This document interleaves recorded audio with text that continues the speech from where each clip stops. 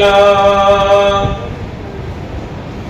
الحمد لله نحمده ونستعينه ونستغفره ونؤمن به ونتوكل عليه ونعوذ بالله من شرور أنفسنا ومن سيئات أعمالنا من يهده الله فلا مضل له ومن يضلله فلا هادي له ونشهد أن لا إله إلا الله وحده لا شريك له ونشهد أن سيدنا وسندنا ونبينا ومولانا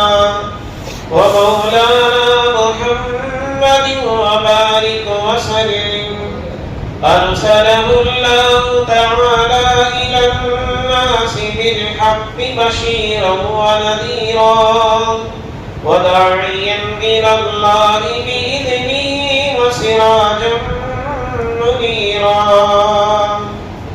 أما بعد فقد قال الله تبارك وتعالى في الكلام المجيد والفرقان الحميد أعوذ بالله من الشيطان الرجيم بسم الله الرحمن الرحيم إنما يأمر مساجد الله من آمن بالله واليوم الآخر وأقام الصلاة وآتى الزكاة ولم يخش إلا الله صدق الله العظيم. عن أبي سعيد الخدري رضي الله عنه قال قال رسول الله صلى الله عليه وسلم سبعة يظلهم الله في ظله يوم لا ظل إلا ظله الإمام العادل وشاب نشأ في عبادة ربه ورجل قلبه معلق في المساجد ورجلان تحابا في الله اجتمع عليه وتفرق إليه إلى آخر الحديث أو كما قال عليه الصلاة والتسليم. اللهم صل على سيدنا محمد وعلى آل سيدنا محمد وبارك وسلم. اللهم صل على سيدنا محمد وعلى آل سيدنا محمد وبارك وسلم. اللهم صل على سيدنا محمد وعلى آل سيدنا محمد وبارك وسلم. رب اشرح لي صدري ويسر لي أمري واحلل عقدة من لساني يفقهوا قولي.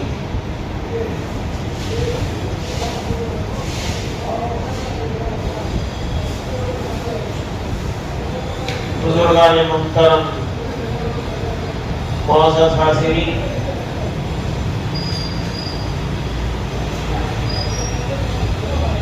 اللہ تبارک و تعالی نے دنیا کو مختصر ایام کے لیے مخصوص کیا ہے.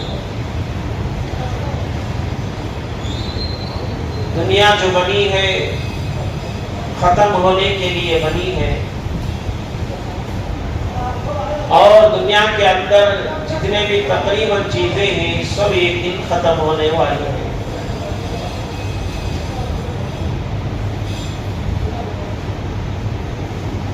لیکن اللہ تبارک و تعالیٰ نے ایک ایسا نظام بنایا ہے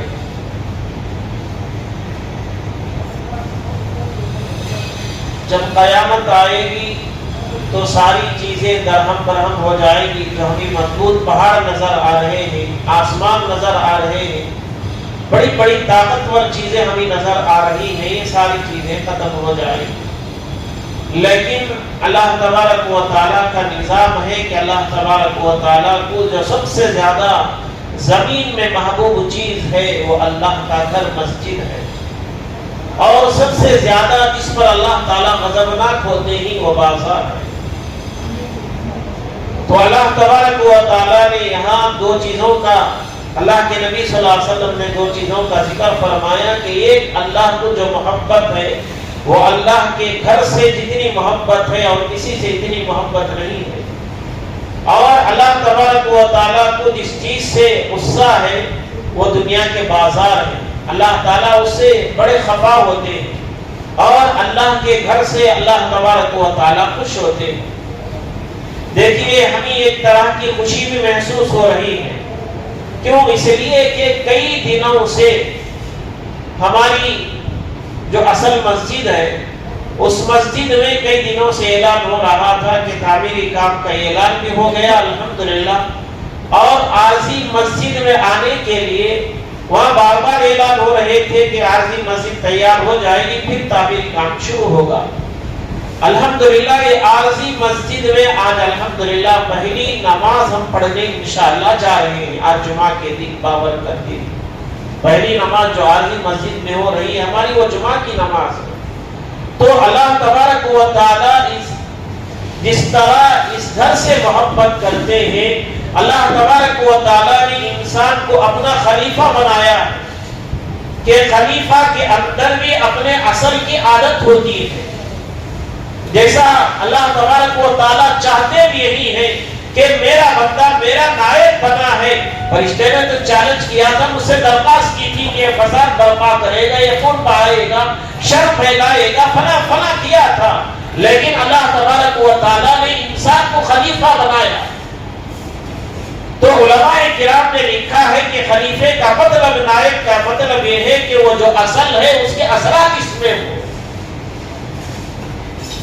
اگر اللہ تبارک و تعالی رازق ہے تو بندے کے اندر بھی عادت ہونی چاہیے کہ وہ کسی کو کھانا کھلائے، مہمان نوازی کرے۔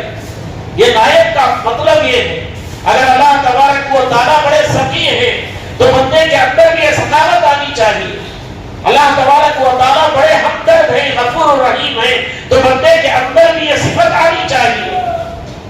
یعنی جو جو صفات اللہ تبارک و تعالیٰ نے رکھا ہے اپنے، تو اللہ تبارک و تعالیٰ اپنے نائبین، اپنے خلیفہ میں بھی عادت ڈال دیتے ہیں۔ فطری طور پر اللہ تبارک و تعالیٰ نے انسان کے اندر ہمدردی بھی ڈالا ہے، انسان کے اندر ایک دوسرے کا خیال کرنے کا، ساتھ دینے کا اور خیر خواہی کرنے کا اللہ تبارک و تعالیٰ نے بندے کے اندر بھی یہ مادہ رکھا ہے۔ اسی طرح ہو بہو اللہ تبارک و تعالی جس طرح مسجد سے زیادہ محبت کرتے ہیں، بندے کے اندر بھی عادت فطرتاً ہے کہ ہر مومن بندہ مسجد سے محبت کرتا ہے۔ حالانکہ عارضی مسجد ہے، الحمدللہ ہمارے بہت سارے نوجوان ذمہ دار حضرات دن رات اس کے پیچھے لگے رہے، لگ کر کسی طرح جمعہ پڑھنی ہے، دن رات محنت کر کے اللہ جزائے خیر عطا فرمائے، تو محنت کر کے عارضی مسجد کو یہ کھڑا کر دیا، یا ایسی لگ رہی ہے کہ چلو 50 سال اس میں چلے گی، اتنی مضبوط الحمدللہ بنا دیا۔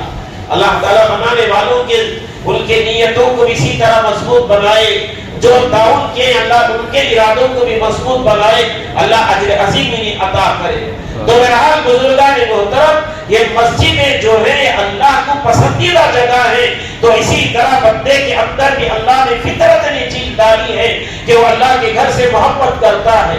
آپ کسی دوسری جگہ کے لیے بلائیں کہ آؤ بھائی تھوڑا اینٹیں اٹھانی ہے تو کوئی نہیں آئے گا، اور کوئی یوں کہے کہ آؤ بھائی تھوڑا مٹی اٹھانی ہے، کوئی نہیں آئے گا، آؤ بھائی یہاں تھوڑا پینٹ مارنا ہے، آؤ بھائی رنگ چڑھانا ہے، کوئی نہیں آئے گا، حاصل بچھانا ہے، آؤ کوئی نہیں آئے گا۔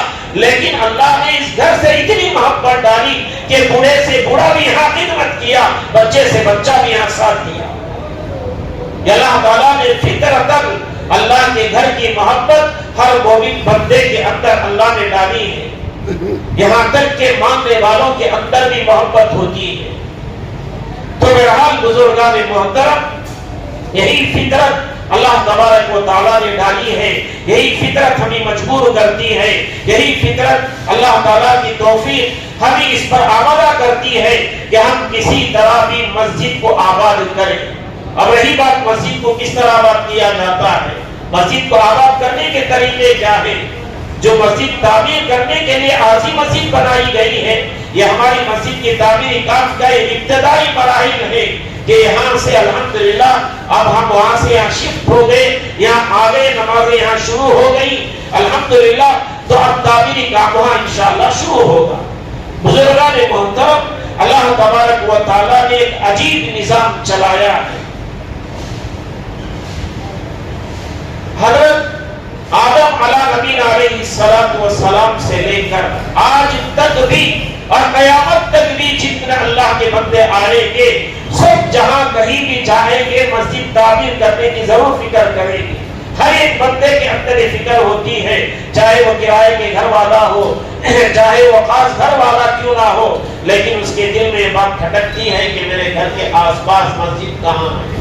بعض لوگ تو یوں چاہتے ہیں کہ میرے گھر میں مسجد کی آواز، نماز کی بھی آواز آئے۔ بعض لوگ کم از کم اذان آ گئی تو کافی سمجھتے ہیں، لیکن بعض اللہ کے بندے ایسے ہیں کہ اللہ کے گھر کی ہر بات ہمیں سنائی دے، اللہ کے گھر سے ہم اتنا قریب رہنا چاہتے ہیں۔ بزرگان محترم، اللہ تبارک و تعالیٰ نے ہماری فطرت میں چیز ڈالی ہے، یہ الگ بات ہے۔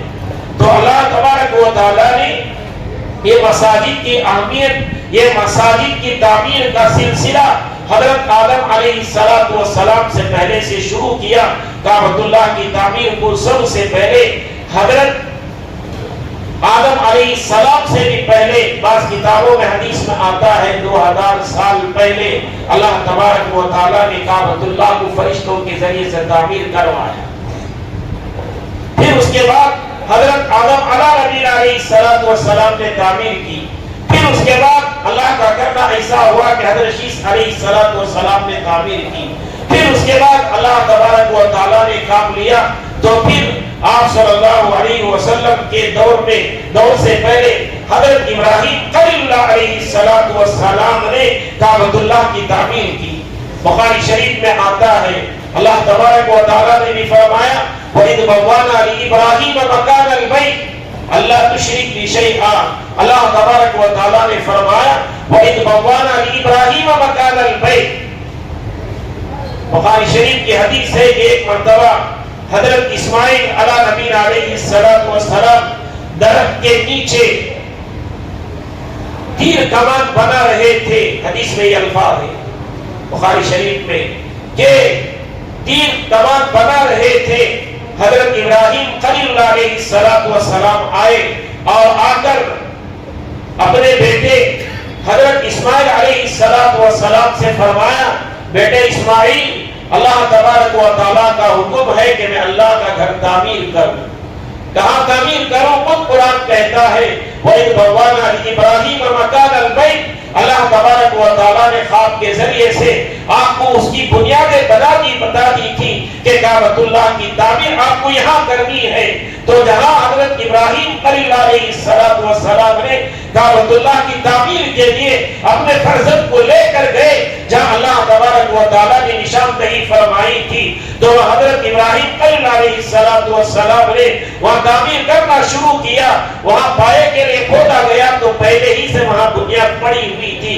وَإِذْ بَوَّأْنَا لِإِبْرَاهِيمَ مَكَانَ الْبَيْتِ اللہ تبارک و تعالیٰ نے ابراہیم خلیل علیہ السلام کو جہاں بھیجا، نشاندہی فرمائی، وہاں تعمیر کرنے کا ارادہ کیا تو وہاں پہلے ہی سے بنیاد پڑی ہوئی تھی۔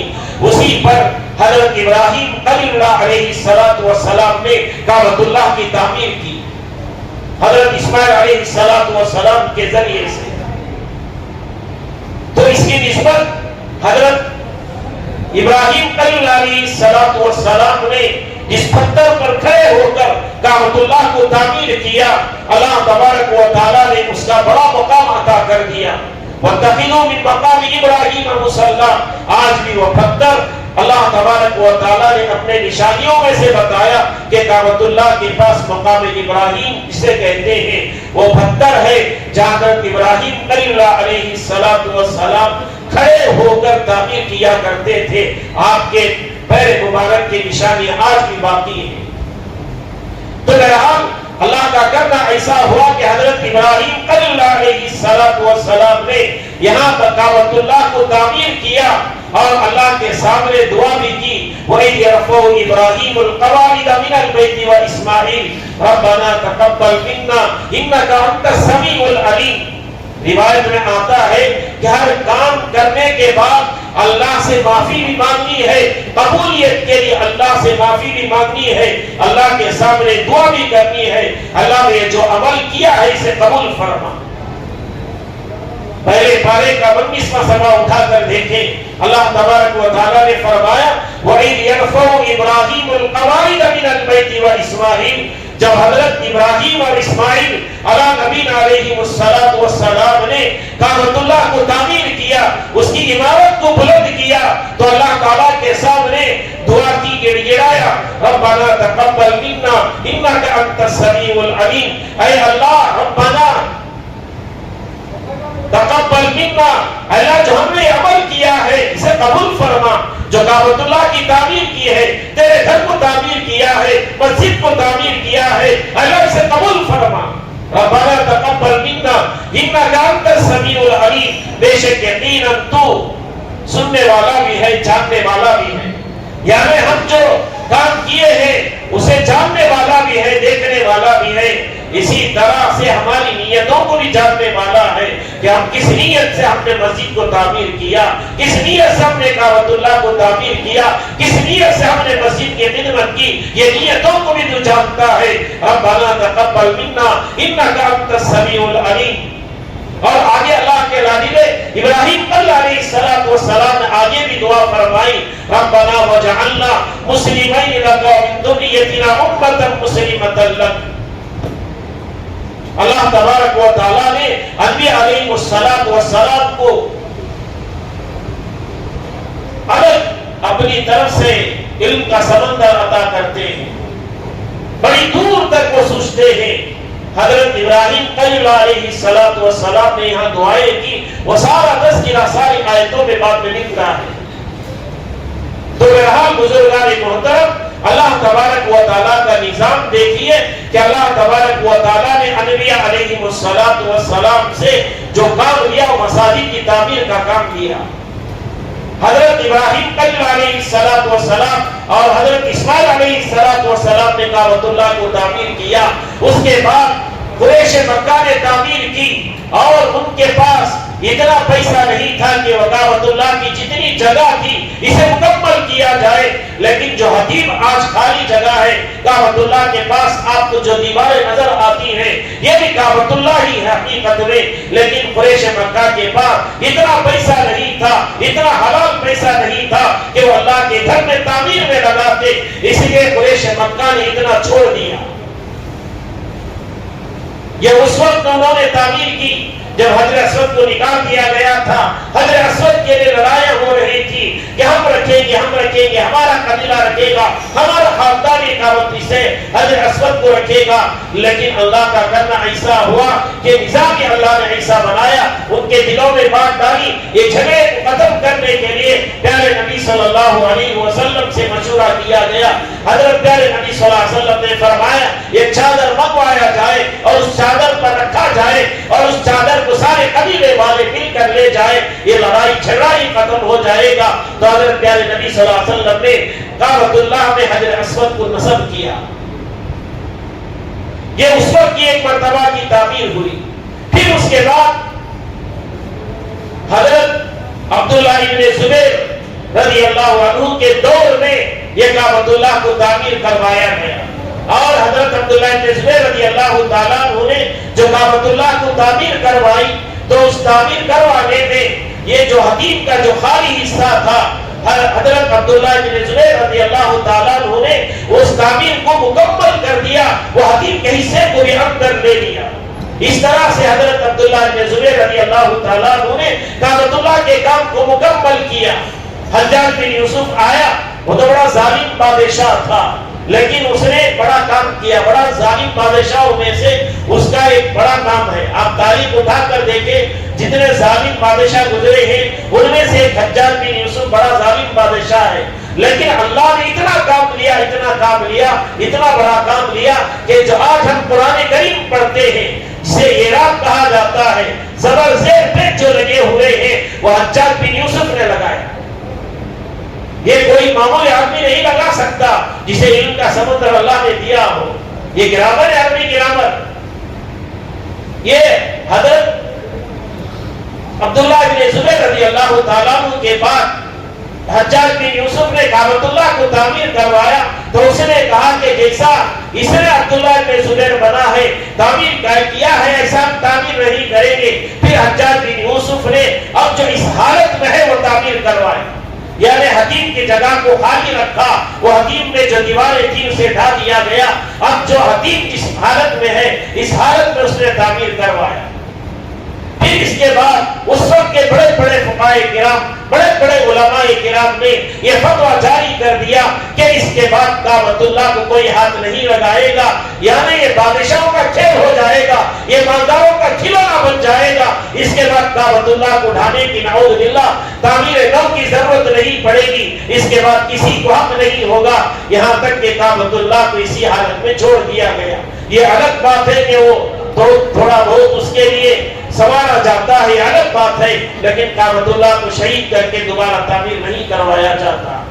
تو بہرحال بزرگان محترم کعبۃ اللہ کی تعمیر بھی اللہ تبارک و تعالیٰ نے انبیاء علیہ السلام سے یہ کام لیا. حضرت ابراہیم خلیل علیہ السلام چاہے حضرت آدم علیہ السلام کو لے لے، حضرت شیس علیہ السلام کو لے لے، قریش مکہ کو لے لے، یا اسی طرح سے حضرت شیس علیہ السلام کے بعد حضرت ابراہیم علیہ السلام، حضرت اسماعیل علیہ السلام، اسی طرح سے عبداللہ بن زبیر رضی اللہ تعالیٰ عنہ، اللہ تبارک و تعالیٰ اپنے خاص بندوں سے اللہ کے گھر کا کام لیتے ہیں کیونکہ اس کی نسبت اللہ سے ہے. کعبۃ اللہ بیت اللہ کیوں کہا جاتا ہے؟ بیت اللہ کے معنی کیا ہے؟ اللہ کا گھر. بیت کہتے ہیں عربی میں گھر کو، بیت اللہ اللہ کا گھر. تو بہرحال بزرگان محترم یہ کعبۃ اللہ یہ اللہ کا گھر ہے، اور جتنی مسجدیں ہیں یہ سارے کے سارے اس کی برانچ اور اس کی بیٹیاں ہیں، اور سارے کے سارے مسجدیں یہ کعبۃ اللہ سے نسبت رکھتی ہیں. اسی لیے بڑی اس کی اہمیت ہے، اس کی ایک ایک خطرے کی ایک ایک انچ کی بھی بڑی اللہ کی اہمیت ہے. اسی لیے اللہ کے نبی صلی اللہ علیہ وسلم نے مساجد کی اہمیت بتائی، مساجد کے فضائل بتائے، یہاں تک کہ آپ صلی اللہ علیہ وسلم مسجد میں داخل ہونے کے آداب و سنتیں سکھائے، مسجد سے نکلنے کا طریقہ سکھایا. مسجد میں جب داخل ہو تو یہاں بالکل آہستہ سے آ کر سیدھا پیر اندر رکھ کر دعا پڑھنے کی تلقین فرمائی. بسم اللہ والصلاۃ والسلام علی رسول اللہ صلی اللہ علیہ وسلم. اللہم افتح لی ابواب رحمتک. اور جب مسجد سے نکلے تو مسجد کی دعا سکھلائی. بسم اللہ والصلاۃ والسلام علی رسول اللہ صلی اللہ علیہ وسلم. اللہم انی اسألک من فضلک. تو اللہ تبارک و تعالیٰ نے اللہ کے نبی صلی اللہ علیہ وسلم نے مسجد کی بڑی اہمیت بتائی ہے.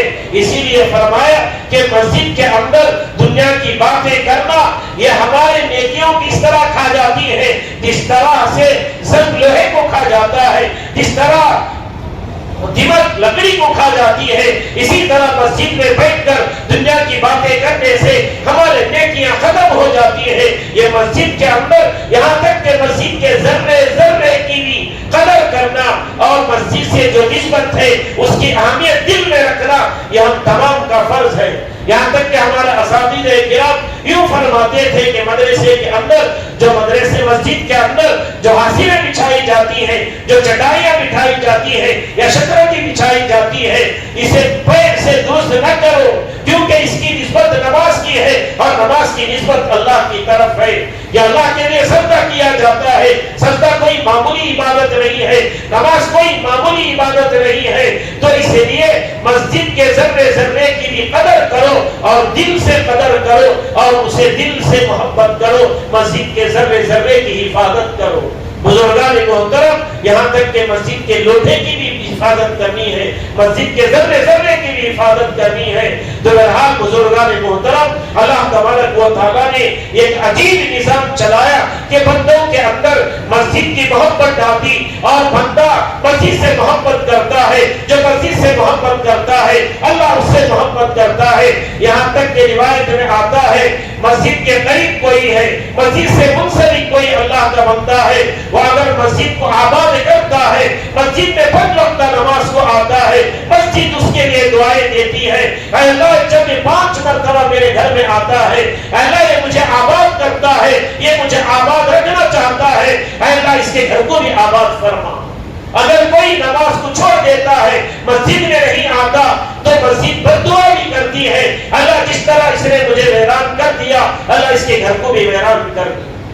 بزرگان محترم، یہ مسجد سے جتنی بھی چیزیں منسلک ہیں، یہ بڑے نازک چیزیں ہیں، یہ اللہ کا تعلق ان سے ہوتا ہے، نسبت ان کے اللہ سے ہوتی ہے۔ تو بہرحال بزرگان محترم، اسی لیے جو میں نے شروع میں ایک حدیث پڑھی تھی کہ اللہ کے نبی صلی اللہ علیہ وسلم نے فرمایا سبعۃ یظلھم اللہ فی ظلہ یوم لا ظل الا ظلہ، الامام العادل وشاب نشا فی عبادۃ ربی ورجل قلبہ معلق فی المساجد۔ ہم نے الحمدللہ نماز کے لیے عارضی مسجد تعمیر کر دی، لیکن ہمارے اندر نماز کی کتنی فکر ہے، ہمارے اندر نماز کی کتنی اہمیت ہے، ہمارے اندر مسجد کو آباد کرنے کی کتنی فکر ہے، کتنی ہونی چاہیے۔ اللہ کے نبی صلی اللہ علیہ وسلم نے فرمایا کہ قیامت کے دن 7 خوش نصیب ایسے ہوں گے، قیامت کے دن کوئی اللہ کے عرش کے سائے کے علاوہ کوئی سایہ نہیں ہوگا، لیکن ان میں خوش نصیب 7 قسم کے طبقہ، 7 قسم کے لوگ وہ ہوں گے جن کو اللہ کا عرش کا سایہ نصیب ہوگا۔ ان میں سے فرمایا الامام العادل، ان میں سے پہلا وہ کہ انصاف پسند بادشاہ، دوسرا الامام العادل وشاب نشا فی عبادت ربی، اور وہ نوجوان جس کی جوانی اللہ کی عبادت میں بڑی ہو، اللہ کی عبادت میں گزری ہو، وشاب نشا فی عبادت ربی ورجل قلبہ معلق فی المساجد۔ اللہ تبارک و اللہ کے نبی صلی اللہ علیہ وسلم نے جو تیسرا جملہ فرمایا، وہ آدمی بھی عرش کے سائے میں ہوگا جس کا دل مسجد میں لٹکا ہوا ہوگا۔ اس کا مطلب کیا ہے؟ محدثین کرام میں کیا لکھا ہے؟ دل لٹکانے کا مطلب یہ نہیں کہ فجر میں آئے تو لٹکا کر چلا جائے، ظہر میں آئے تو بیٹھ کر چلا جائے، شام میں لٹکا کر چلا جائے۔ اس کا مطلب یہ نہیں ہے کہ مطلب اس کا یہ ہے کہ اس کا دل مسجد میں لٹکا رہے کا مطلب یہ ہے وہ جب فجر کی نماز پڑھے تو اس کے دل کے اندر ظہر کی نماز کی فکر ہو، اگر وہ ظہر کی نماز پڑھتا ہے اسے عصر کی نماز کی فکر ہو، عصر کی نماز پڑھتا ہے تو مغرب کی نماز کی فکر ہو، مغرب کی نماز پڑھتا ہے تو عشاء کی نماز کی فکر ہو، عشاء کی نماز پڑھتا ہے فجر کی نماز کی فکر ہو۔ اس کا مطلب یہ کہ اللہ تعالیٰ کے نبی صلی اللہ علیہ وسلم نے فرمایا وَرَجُلٌ قَلْبُهُ مُعَلَّقٌ فِي الْمَسَاجِدِ، وہ نوجوان بھی اللہ کے عرش کے سائے میں ہوگا جس کا دل اللہ کے گھر میں لٹکا ہوا ہوگا۔ اللہ ہم سب کو یہ سعادت نصیب فرمائے۔ الحمدللہ میں تو شان سے کہتا ہوں کہ اللہ کا فضل ہے، ہر امام مؤذن کو یہ سعادت نصیب ہوتی ہے، ہر امام مؤذن کو یہ سعادت نصیب ہوتی ہے۔ بچپن ہی سے مدرسے میں ڈال دیا گیا، الحمدللہ ہمارا وقت مدرسے مسجد ہی میں گزرتا ہے۔ آج بھی اللہ کا کرم ہے ہمارا، میں کہیں کہتا ہوں اللہ کا شکر ہمارا اور زیادہ وقت لگے، میرے وقت کے 3 حصے میں بناتا ہوں۔ آپ کو پتا ہے یا نہیں مجھے لینا دینا نہیں، اس کا اجر اللہ دیتے ہیں۔ 8 گھنٹے میرے سونے میں گزرتے ہیں دن رات میں، 8 گھنٹے میرے دوسرے کاموں میں لگتے ہیں، بچوں کے لانے جانے میں 8 گھنٹے تقریباً، کم از کم 6 گھنٹے تو مسجد میں میرے لگ ہی جاتے ہیں، عصر سے عشاء تک بھی لگتے ہیں الحمدللہ روزانہ الحمدللہ، اور فجر میں 1-2-1.5 گھنٹہ لگ جاتا ہے، درمیان میں دوسری نمازوں میں آدھا گھنٹہ بھی لگ گیا تو الحمدللہ میرے 6-7-8 گھنٹے مسجد میں اللہ کا کرم لگ جاتے ہیں۔ روزانہ کے 3 حصے 8 گھنٹے، گھر میں 8 گھنٹے، دوسرے کاموں میں 8 گھنٹے، نیند میں 8 گھنٹے، مسجد میں۔ تو بہرحال بزرگان محترم، یہ اللہ کا کرم ہے کہ اللہ تبارک و تعالی جن کی نسبت اللہ کے گھر سے کر دیتا ہے، اللہ تعالیٰ اسے دنیا میں بھی اجر دیتے ہیں، آخرت میں بھی اسے اجر دیتے ہیں۔ تو بزرگان محترم، یہ مسجد میں لٹکا رہنے کا مطلب یہ ہے کہ مسجد میں ابھی تعمیری کام شروع ہو رہا ہے، انشاءاللہ اس کا عارضی مسجد بننے کا مطلب یہ ہے، مقصد یہ ہے کہ ابھی ہماری مسجد کا کام جلد شروع ہونے جا رہا ہے۔ تو ہم تمام مسلموں سے میری درخواست ہے کہ ہمارا دل بھی اس مسجد کی تعمیر میں لگتا رہے، اس مسجد کی تعمیر میں اٹکا رہے، اس مسجد کی تعمیر میں ہمارا دل لگا رہے، کہ کسی طرح بھی ہمارا یہ دل چاہے کہ میرے پاس اگر اللہ نے استعداد دی ہے، مجھے دولت دی دی ہے، مال دیا ہے، یہ میرا اپنا مال نہیں ہے، کوئی یہ نہیں کہہ سکتا یہ میں نے نہیں کمایا ہے، یہ اللہ کا دیا ہوا مال ہے، اللہ چاہے تو دے بھی سکتا ہے، اللہ چاہے تو چھین بھی سکتا ہے۔ تو بزرگان محترم، یہ اللہ کے دیے ہوئے مال کو اللہ کے گھر کے لیے لگا دینا، یہ ہمارا مال، یہ ہماری نجات کا ذریعہ ہے۔ اللہ نے جو مال دیا وہ اللہ کے گھر میں نہ لگے، اللہ کے راستے میں نہ لگے، وہ ہمارا مولی کس کام کا ہے؟ جو ابھی جنت کا ذریعہ نہ بنے، جو اللہ کی رضا کا ذریعہ نہ بنے۔ بزرگان محترم، اگر اللہ نے ہمیں پیسہ دیا ہے، روپیہ دیا ہے، دولت دی ہے، اس گھر کے لیے انتظام کرے، اللہ کے گھر کے لیے لگائے، یہ ہماری نسلوں نسلوں تک کام آنے والی چیز ہے۔ بزرگان محترم، اللہ نے کیسا نظام ساری دنیا میں چلایا ہے کہ اللہ کا گھر ہر بستی میں آپ کو ملے گا، ساری دنیا میں اللہ کا گھر ملے گا، اور ہر گھر کو آباد، اللہ کے گھر کو آباد کرنے والے اللہ وہاں پیدا کروائے گا اور اسے آباد کریں گے، اسے تعمیر کریں گے۔ ہر جگہ اللہ چاہے غریب ہو، سوکار ہو، ہر جگہ اللہ تبارک و تعالیٰ نے ایک عجیب مسلمانوں کے اندر، مومن بندوں کے اندر ایک فکر، ایک محبت ڈالی ہے۔ اللہ کے گھر کا تعمیری کام ہوتا ہے، اس کے دل میں فکر ہوتی ہے، چلو میرے پاس میری استعداد کے مطابق میں اللہ کے گھر کے لیے حصے دار بننا چاہتا ہوں۔ بزرگان محترم، ایک مرتبہ ایک مسجد کی تعمیری کام کا شروع ہوا، وہاں بہت سارے علماء کرام بھی آئے، بہت سارے بستی والے ذمہ دار حضرات بھی تھے،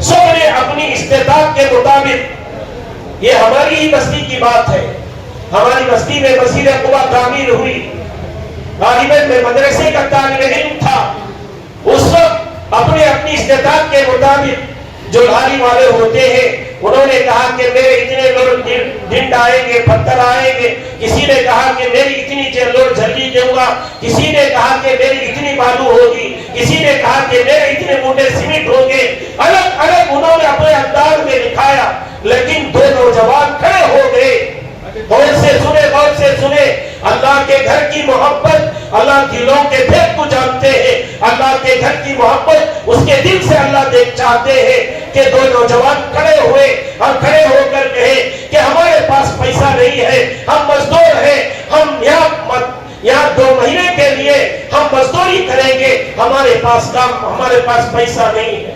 بزرگان محترم، یہ اللہ کے گھر کی محبت ہے، اللہ کے گھر کی جہاں تعمیر ہوتی ہے، ہر بندہ یہاں تک کہ بچہ بھی چاہتا ہے کہ اس گھر میں حصے دار بنوں۔ تو بہرحال بزرگان محترم، ہمارے مسجد کا کام بڑے پیمانے پر انشاءاللہ شروع ہونے جا رہا ہے، اس لیے تعمیر کے لیے ہم تمام کو مل کر فکر کرنی ہے، یہ میرا تیرے کام کا نہیں ہے، یہ ہم سب کا کام ہے، ہمارے سارے محلے والوں کا کام ہے۔ الحمدللہ اللہ تعالیٰ نے جن کو دیا، الحمدللہ ہمارے ذمہ دار حضرات نے بڑی بڑی رقم لکھائے، اللہ ان کو جزائے خیر عطا فرمائے۔ گزشتہ جمعہ بھی حضرات نے 50,000، 25,000، 10,000، 3,000، 2,000، 1,000 جتنی اپنی استطاعت تھی اس کے مطابق لکھوائے۔ آپ بھی نماز کے بعد ہمارے ذمہ داروں کے پاس بیٹھ کر لکھائے، جاتے ہوئے ضرور حصے دار بنے۔ ایسا نہیں کہ تقریر سنے چلا گئے، یہ تقریر نہیں ہے، بلکہ آپ سے ریکویسٹ ہے، آپ سے درخواست ہے، بس منبر رسول کے ذریعے سے آپ کو بتایا جا رہا ہے، کیونکہ ہم منبر رسول کو تعمیر کرنے جا رہے ہیں۔ تو بزرگان محترم، جو حضرات میں لکھوانا چاہتے ہیں ہمارے ذمہ دار حضرات کے سامنے لکھائیں، اپنے مرحومین کی طرف سے، اپنے والدین کی طرف سے، یا خود اپنی طرف سے، یا اپنے نانا نانی کی طرف سے، جو بھی لکھوانا چاہتے ہیں اللہ کے گھر کی تعمیر کے لیے حصے دار بنے۔ ابھی کام شروع ہوا ہے، الحمدللہ تعمیر مکمل ہونے تک بھی بڑے سے بڑے کام میں، چھوٹے سے چھوٹے کام میں ہمیں حصے دار بننا ہے۔ تو بہرحال بزرگان محترم، جو حضرات لکھوانا چاہتے ہیں، ہمارے شامل بھائی، ظہیر بھائی، ہمارے اسی طرح سے حافظ فخر الدین صاحب ہیں، ان کے پاس، ہمارے ذمہ داروں کے پاس لکھوائے، اللہ جزائے خیر عطا فرمائے۔ اسی طرح سے بزرگان محترم، آپ تمام حضرات سے گزارش ہے کہ اللہ کے گھر کے لیے تعمیری کام شروع ہو رہا ہے، اس لیے آپ سے درخواست ہے آپ دعاؤں کا بھی زیادہ اہتمام کریں، کیونکہ اللہ کا گھر ہے، یہ قیامت تک رہنے والا ہے اور نسلوں نسلوں تک اسے چلانا ہے۔ بس اللہ سے دعا فرمائے اللہ تعالی ہم تمام کو صحیح معنی میں اللہ کے گھر کے لیے خوب حصے دار بننے کی توفیق عطا فرمائے. آمین. وآخر دعوانا الحمدللہ رب العالمین.